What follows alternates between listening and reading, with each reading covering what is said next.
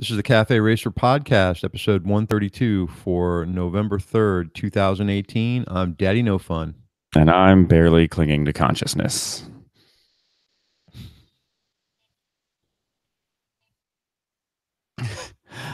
By the way, if you're playing the music, I can't hear anything, so it's probably not going to It's YouTube. playing.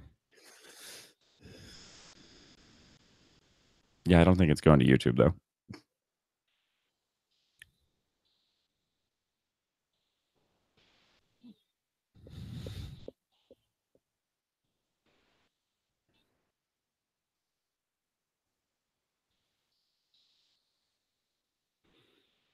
Oh, dude, what's the matter? What? You sound like somebody pissed in your candy. Oh, no, I'm just tired. I've been kind of running myself ragged all week, like not sleeping a lot. And then last night I went out to this dueling piano bar, and I didn't stay out like super late. I was, left around 11 something, and then, but for those of you who are not watching live, which is no one because it's retarded early right now, it's like 6:30 in the morning. So for me on my time, because of the wonders of time zones. So yeah, I'm just and then my voice is just shot because it's one of those places where everybody sings along. Yeah, I was going to say, were you singing last night? Yeah, so it's like a very, very low voice day. Yeah, you sound like a real radio personality. Yeah, I was out late too, but I'm not going to tell you what I was doing. So Yeah, that's an off-air conversation. Right. So what motorcycle? Well, I guess this is our first recording since AIM, and I'll mention like the sort of not like How not about much the of an highlights and lowlights first? We'll talk about. yeah low light. I'll start out with like the lowest low light for me, which was because of my own sort of stupidity and desire to pack as light as possible. I only packed one jacket, my perforated leather jacket, and it was like 65 degrees and a little rainy the entire ride home from Oh, Las really? Vegas. Yeah. Oh, what a drag, man. So I wasn't I had a sweatshirt, so I put that on, which made a little bit of a difference. And thank God I was on the KTM with heated grips and a windshield to hide behind, because I was literally crouched down, like laying on the tank, um, huddled behind the windshield with the heated grips on like max the whole time. Did you have a heated seat on yours too? No, Yeah, 'cause I I'll didn't tell you notice what, that part. it makes a difference though when Oh you yeah, like it kind of radiates heat. So yeah, the grips are a godsend. I mean, when yeah. it's cold out, yeah. So yeah, I'm like sitting there, it's so good. And I had the cruise control on, and so for some of the trip, I didn't even have my hands on the grips. I had my hands like under my chin, barely holding onto the bars, like just kind of like nudging them when I wanted to stay in the lane. And I had the cruise control set at like 90. I was just hauling ass trying to get home as fast as Man, I I've could. done that. I know exactly how that feels, and it's miserable, especially when it's a long ride. And Yeah. when then it starts raining, and it's even worse. Yeah, and like I every time I stopped for gas or whatever, I'd get off the bike and it was like every joint was popping, and I woke up the next morning just feeling like I had done the most gruesome like neck and back workout or something. I was just like so stiff and sore. It was it, so my going home experience was a little different than yours. So I took a direct flight there. I'm not going to mention the airline on the way that was really actually wonderful. Yeah. Everything went well. Well, on the way back, I get in the plane and they push off from the gate, right? And I think it's about 9:30 at night. I took a Hmm. red eye home, right? Yeah, yeah. Yeah. And here, before I went on the flight, I had another experience that was absolutely unbelievable. Is I ate at an In-N-Out burger Oh, I've never been to before. yeah. Way better than your experience at White Castle. Oh my god, the White Castle. That was So so we gross. have to preface this. We're gonna get off track again as usual, but Yeah. we did the for those of you that listened to the roundup that we posted, the AIM Expo roundup, which had ourselves and Liza's crew and Chuck and Todd And and Wes, Wes and some guys from Motor CO, Noko no, Moto. Moto from Colorado. Yeah. We get done with this thing and it's like what, maybe midnight? I think? Or was Yeah, it later than that? that was like midnight. So 4 of us decide, the 2 of us and Wes and Todd decide we're gonna go down and get something to eat, we're hungry, and I had the bright idea going to White Castle, and I couldn't even call this a burger. Like, I'm not really sure what it was. Mm-mm. It was like a patty of molded goo and It was grease, gross. and a soggy bun. Yeah, Yeah. it was disgusting. The cast of characters that were lined up inside this place too was hysterical. Yeah, I mean, this is Anyway, the one on the strip, so on the strip, yeah. So for those of you who don't know, AIM Expo was in Las Vegas, so we, on top of everything, we had the Las Vegas experience. But so I go to this In-N-Out Burger because everyone's telling me you got to try it, and man, was it! It's better than any fast food burger I've ever had. So I'm hmm. all happy, I got my burger in my belly, and getting on the plane, and they push off from the gate around 9:40, I guess, and the pilot's kind of like taking some extra time before he actually like taxis to the runway. And he gets on the thing with the pilot voice, and he goes, "Yeah, ladies and gentlemen, I just wanna let you know that, we got a little problem here, and we're gonna reset some, switches, and, we'll be back in on schedule in no time." Okay, so 25 minutes later, he gets back on there, and he goes, "Yeah, yeah, looks like we got a problem with one of the servos or 4," and he's going through this whole thing about the stuff that's wrong with the plane, and now we're waiting, and it's over an hour.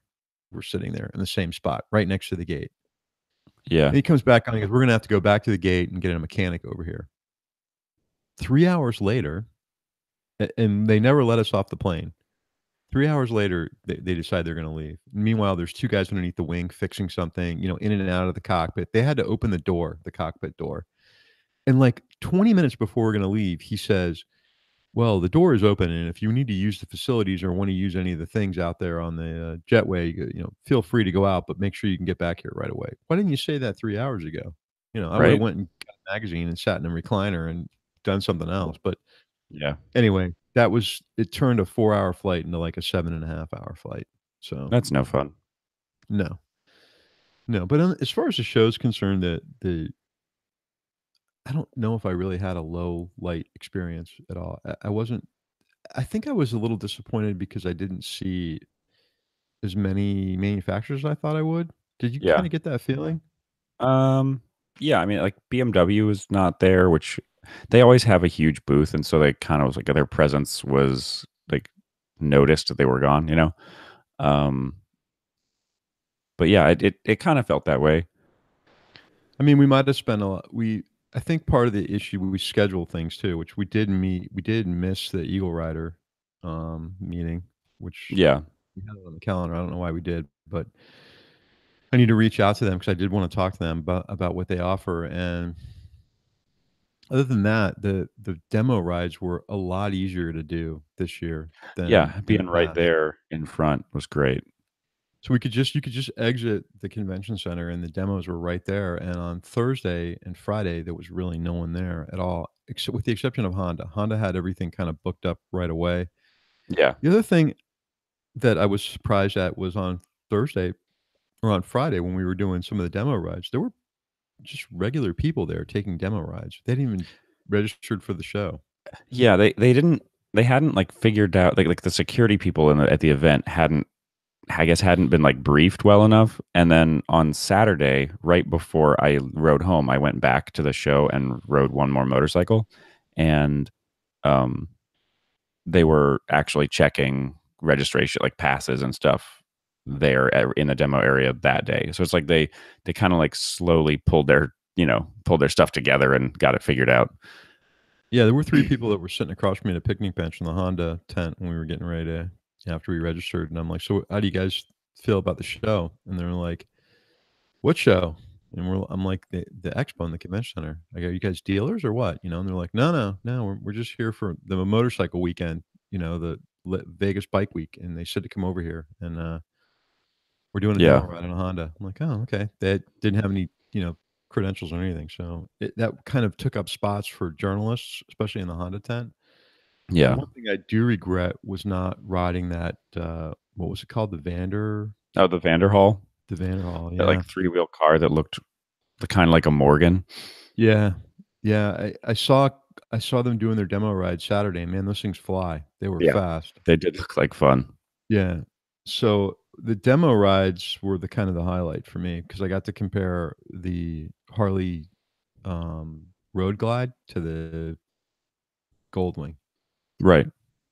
and man, I got to tell you, as the experience of the Road Glide was just not my cup of tea. It's the bike was smooth, but Mm. in the in that respective handling, but the transmission was so clunky. It was Oh yeah. unbelievable. And it's so hard to find neutral on that bike. Huh.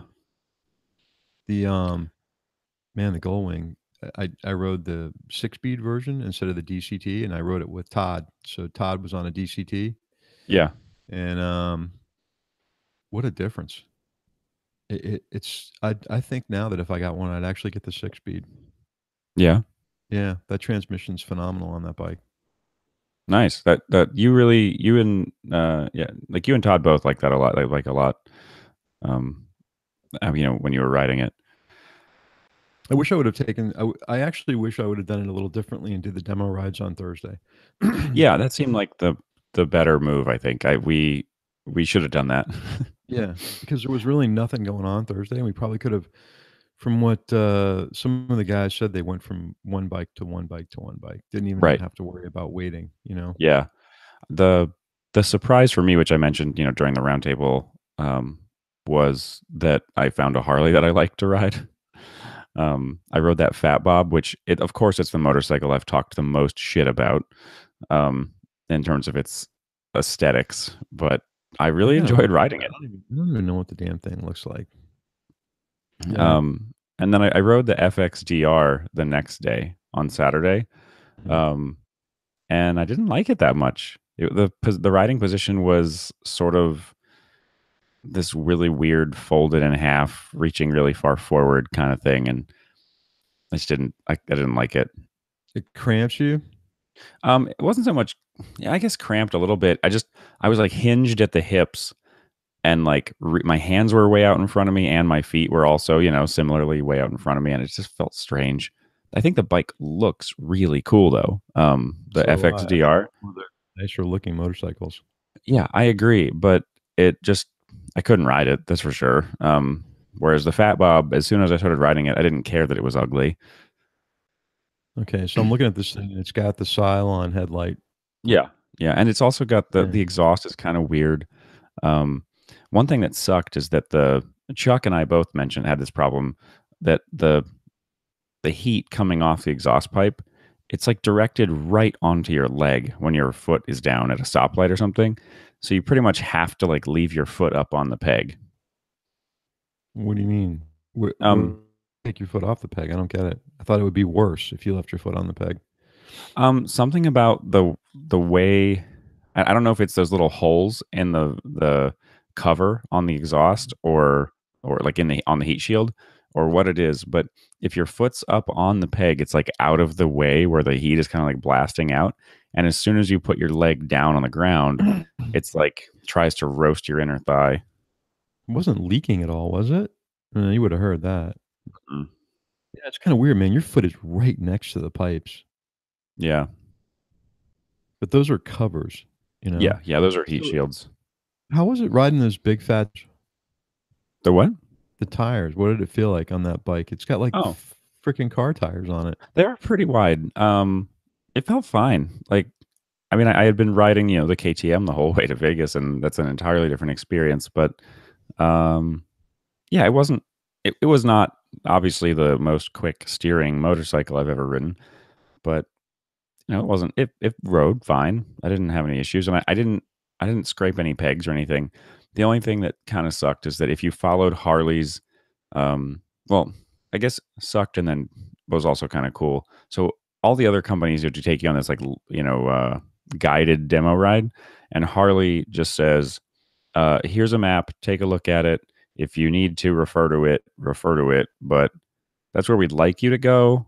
But have fun. Take the bike out for like a half an hour. We'll see you later." Figure out how to get back here. Yeah.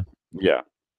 And so, um, the only problem was their planned route had 4 90-degree turns in it, and that was it. It was literally a box a perfectly like square box around the airport. When I went and I was talking to Jessica Procup from Twisted Throttle, I was like, oh yeah, let me show you this demo route map, and I pull out the map, and she was looking at it. She goes, where's the route?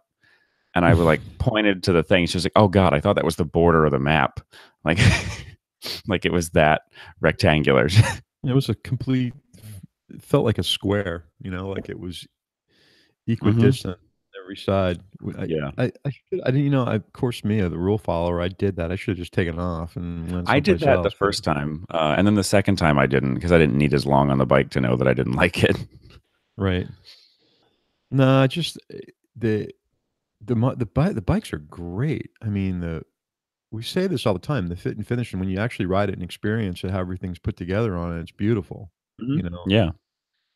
there's a lot of room on the bike. It was really, it was a nice experience, but it just didn't drive the way I wanted it to. The Goldwing was so much better, Right. handling wise, and Honda took us on like an hour ride. We went all Yeah, the way that's what out to I've Red heard. Rock. Yeah. So you got some great twisties out there and got to pick up some speed, and it was a lot of fun. Hmm. I kinda wish now I would've, rode the Kawasaki, the 900, and, I wish I would've rode one of those 250s from SSR, but I Yeah. sat on one and I felt like I couldn't actually physically ride it because it was so small. Yeah. I rode the Z900 RS, and Mm. last year I had ridden the Z900, the moderner one.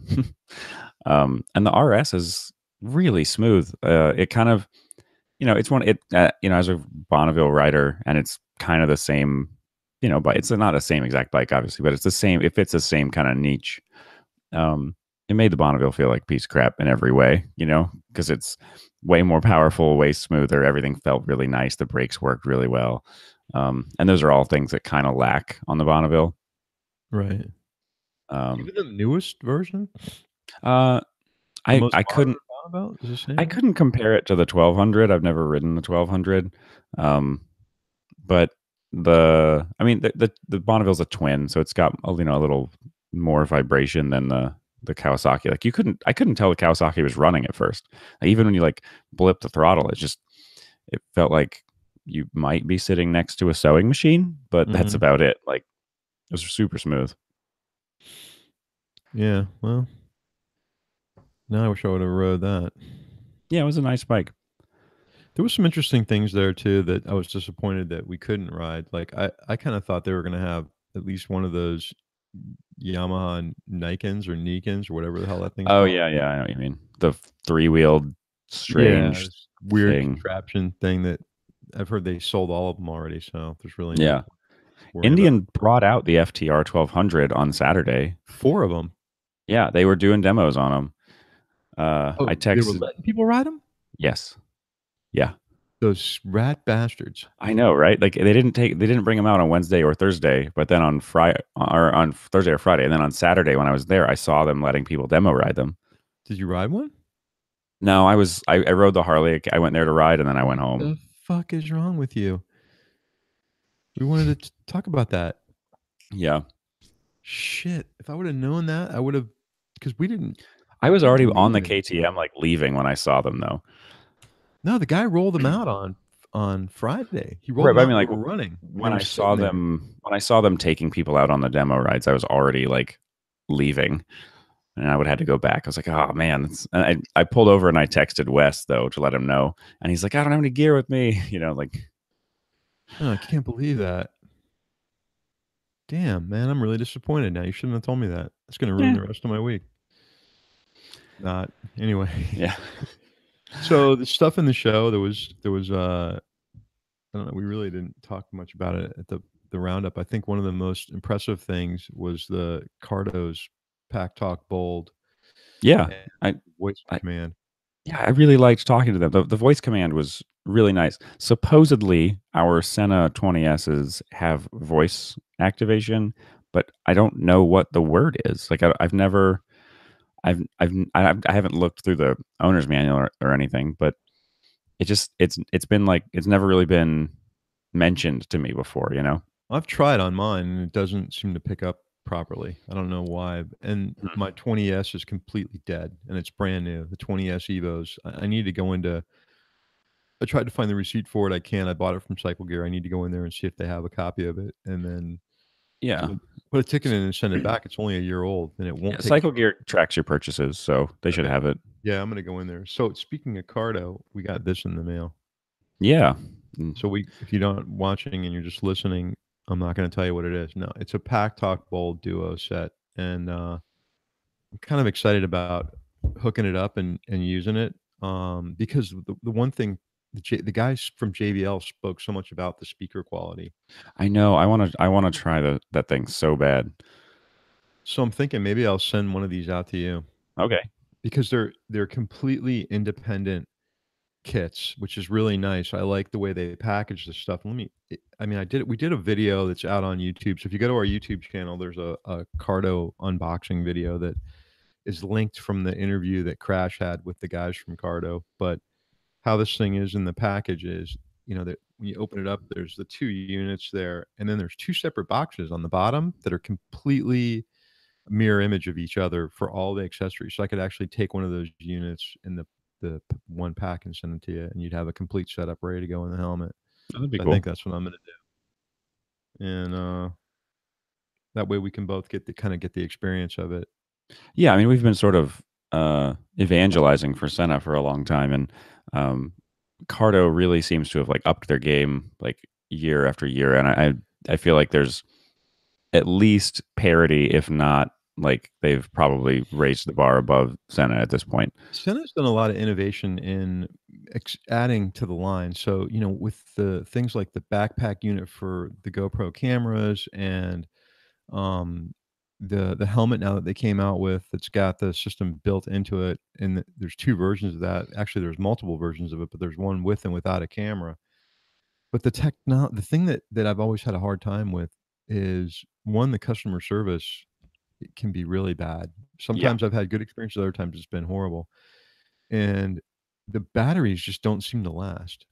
I know that in the, Prisms, we had a lot of problems with batteries lasting, or the actual cameras even working, and I kinda got at the price point of Prism was, I kinda got the feeling like they felt it was more of a throwaway type thing. When it quits working, just get a new one. There's no real repair.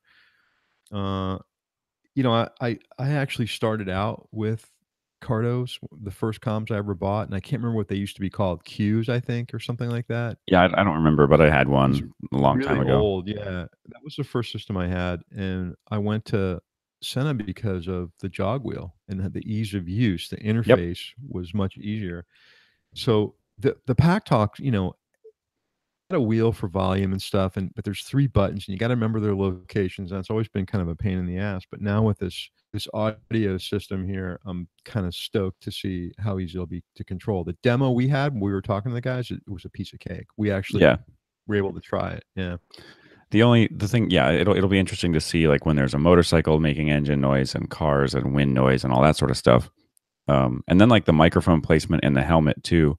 I used to always use the little boom mic that you can like move around on my other helmets, and then right now in my Arai, I had the one that just like sticks inside the chin bar, and it's my call quality and like the amount that it picks up my voice is definitely lower than when I had the boom mic and I could put it like right up against my lips. Yeah, everybody's told me the same thing, that the boom mic is much better audio quality. So when I set this up, I'm gonna do it in the boom. The only problem I have right now is I don't know what helmet I'm gonna do it in, because my helmets are all about at end of life.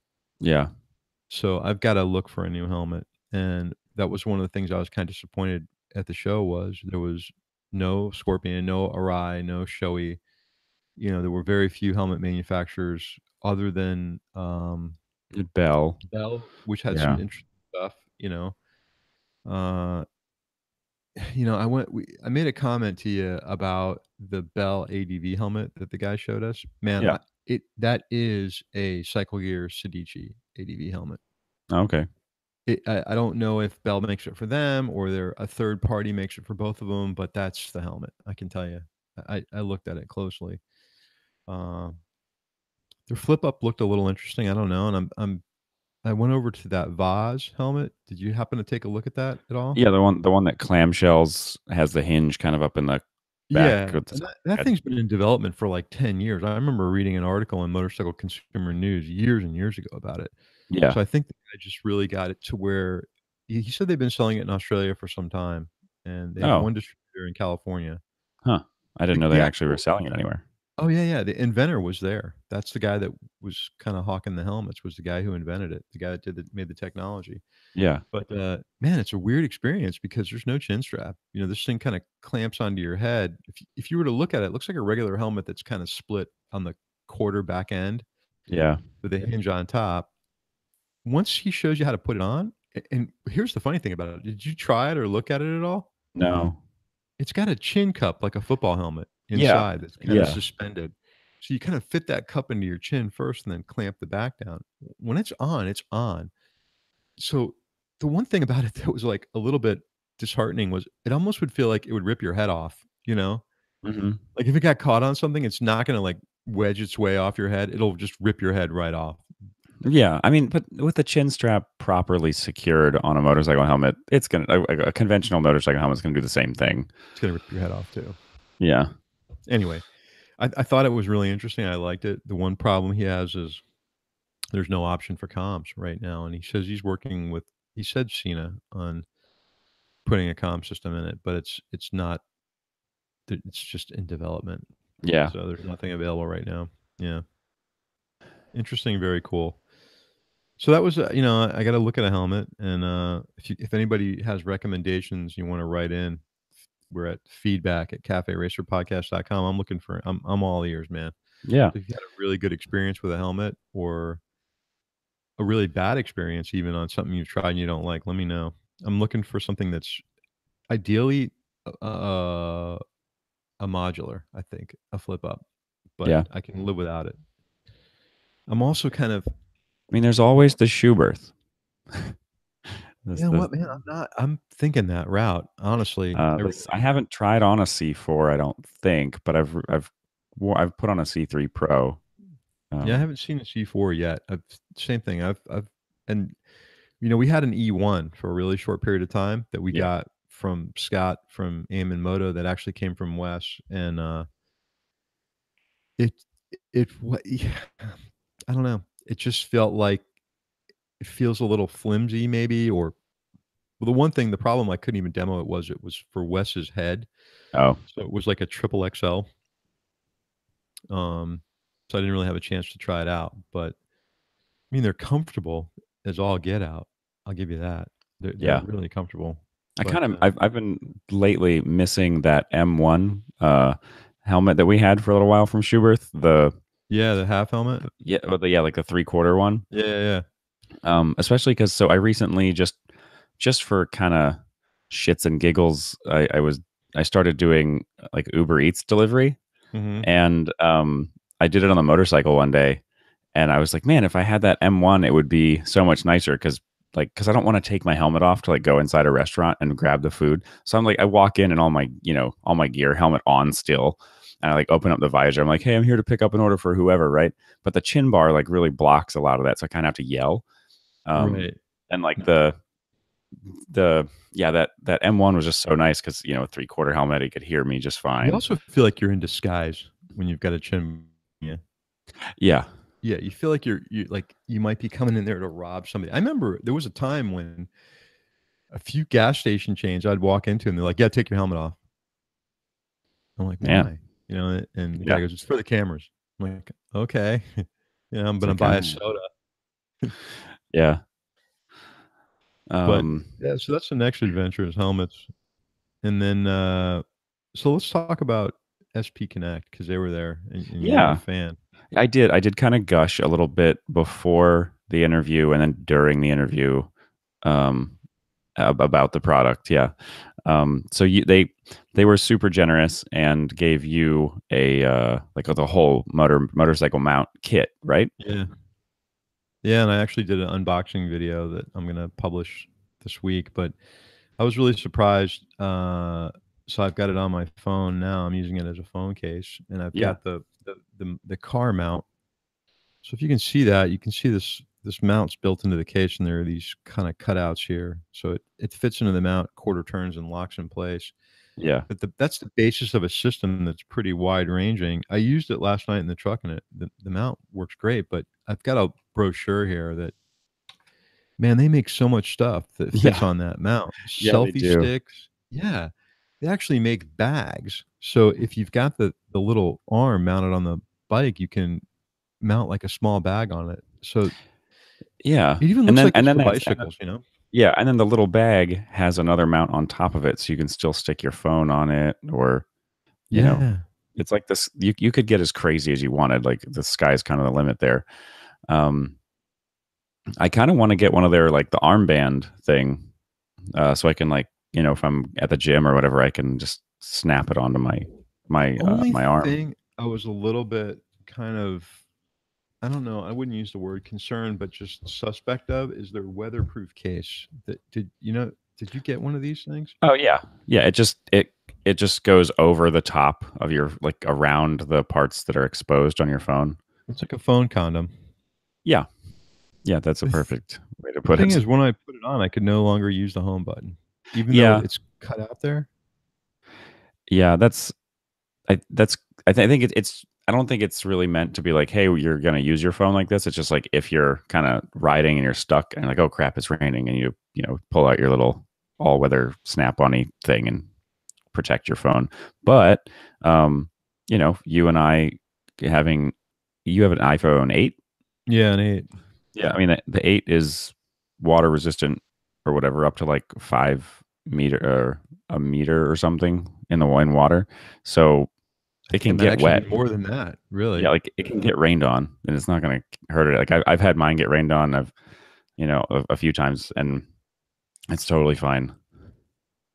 Really, like Yeah. soaking rain, No, no problem. no, but I mean, I live in San Diego. That doesn't really happen. Right. I'd have to go somewhere else to find that kind of rain. Yeah, maybe I'll just try it like that and see what happens. Yeah, and I mean, you I've always mentioned. had like an. Go Go ahead. ahead. No, you go ahead. Okay, I was No. just gonna say you mentioned how like the case at first feels kind of slippery, um, and Yeah, it's got a kinda greasy feeling to it. I think that's just the newness. Like once the like kind of new, I don't know if it's like mold releasing compound or whatever. That's like uh, kind of like new tires, how they're slippery and then they get sticky over Right, time. right, right. Mine's no longer that way. Um, I'm really kind of excited to try it on the bike because the mount that they make super heavy duty. I really like it. Um, The I learned something the other day about the mount that I'd never noticed before. Um, Inside the part that actually connects to the phone case, when you're installing that on the bike and you are orienting it however you want, so your phone is sitting in the direction you want it to sit. If you take it all the way off and flip it upside down, there's 4 little pucks in there that screw out that will tilt that mount, just that part. So if you have your phone all mounted on, or if you have the actual like the armature attached to your bike, but it's not like tilted at quite the right angle, and you don't want to like tilt the whole thing around, you can tilt just the plate that mounts your phone. It like you can angle it however you want based on the orientation of these 4 little screw out like pucks. really? Yeah, So the reason I know is because one of them came unscrewed due to like vibration and tilted the mount for a while, and I was really confused with why my mount looked so wonky until I took it apart and then I saw it. the actual, let me look at that real quick. The car mount itself, the suction cup mount, Hmm. actually has like a gimbal Yep. that you just unscrew and it. Okay, so I'm looking at this thing. Oh yeah, I see these things in the back here, right? This? Um, no, they're in that same exact location. Just once you take that apart, Okay. um, they're inside there. But yeah, basically, Yeah, it's kind of it's. I'm looking at it now. This, first of all, it's got to be one of the beef mounts besides the tech mount I've ever seen. yeah, So it's it's all really nice. metal. Yeah, and the way that they do it, the tech mount, they've solved the problem that Tech has like this huge. Okay, cool. Like this right here. These Yep. things. Yeah, I thought they were magnets or something because you know how some phones like react to the magnets in there to see, oh, I'm in a vehicle mount, and they switch into like car mode or whatever. And they may be, but they also like unscrew and allow you to tilt, like to change the angle of that That's plate itself. really cool. I didn't realize it would do that. That's pretty neat. Yeah. So they what was I going to say now? Oh, so TechMount, to accomplish the same thing, they've got this huge monstrosity of a mount where this is a lot more elegant. Yeah. But did they talk about that feature at all in the instructions? 'Cause I haven't really looked at it yet. I would have had to have read the instructions to tell you. I, I'm not You're much like of an instruction reader. I don't know. you're like me. Yeah, and then you just take all those extra parts that come with it and put them in a box. Yeah, I don't Yeah, need like these. the first thing that gets thrown away is like this piece of paper that came in the box that told me how to use the thing I bought. Right. Who needs that crap anyway? Yeah. So I no, this thing just really, a I mean, quick behind the scenes heads up. My laptop is going to die in like 10 minutes or so, so we should. all right, so we should wrap it up in about less than 10 minutes. So just check Yeah, out or it'll get just kind of funny and I'll just disappear. SP Connect and their SP Connect gadgets. And if you want the website, it is going to be in the show notes for sure. I'm looking to see if it's on the box here. I'm looking it up right now. It is sp-connect.com. Yeah, cool stuff, and especially if you're looking for a motorcycle. Yeah, I mean they Anyway, really do make products for like everything you can do with like a phone case or a phone mount, like bicycle, sports, selfie sticks, I car think I'm going to mounts. try the selfie stick, yeah, because they look kind of. They've got the small, short-handled ones and the long ones. They even make one that floats. So let me give that all a try. Yeah. But anyway, that's like a quick little synopsis of what happened at AIM, and we can talk about some more of it the next show. I know. Yeah. There's a few people we're trying to get interviews with that we'll try to have on the show.